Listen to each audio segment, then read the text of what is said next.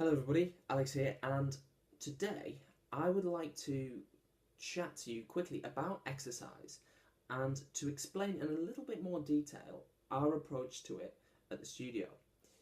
And it's a topic that comes up quite frequently, often at the beginning with our new clients, where they ask how much exercise they need to do or what they need to do, or they are perhaps concerned that they aren't doing enough.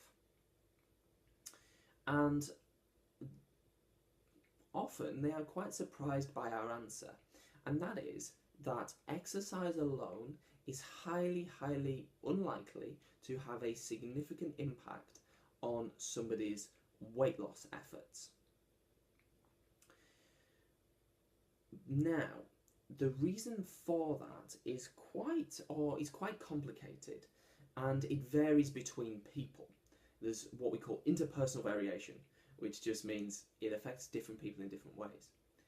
But if someone is more significantly overweight or obese and has multiple stones to lose, it's quite unlikely that they are going to be able to do enough exercise to have a big enough impact, to burn enough calories, to significantly and consistently lose weight by doing that alone, because it's unlikely that they will have a high enough fitness level to do that before they become tired and need to stop, or before it's, to be honest, safe to continue. And even if they can do those two things, it would be very, very unpleasant, and programs like The Biggest Loser have perpetuated this myth that really, for people who are obese, what they need to do is just 3-4 hours a day of brutal exercise to make lasting change and lose lots and lots of weight, and essentially be abused into weight loss via exercise. And I can't begin to describe how wrong that is, both from a standpoint of from what will actually make progress, and from a standpoint of what is even ethical or appropriate or necessary to do with somebody. So that's one kind of side of why exercise won't have a big impact on somebody's weight loss. The other is the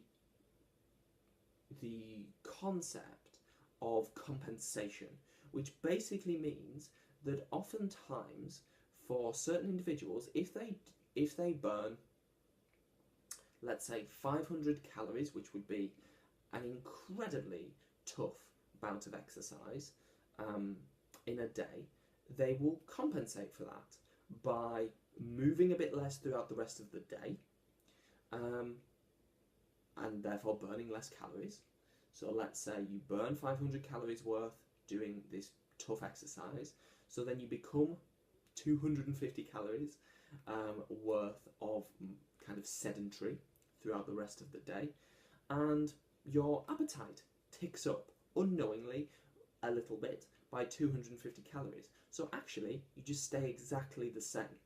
You don't end up in an energy deficit, which is the key thing that we need to do to lose weight. You might have experienced this. Have you ever experienced going to the gym, very consistently for maybe a month, or even going out walking consistently for time and doing all these things, and then being dissatisfied or frustrated by your lack of weight loss? And this is what happens, and it can happen very subtly without us knowing. And like I say, it's called compensation for the energy we expend. And there are ways around it. This is not a hopeless case by any means, but we can start by being aware of it. That's the key thing.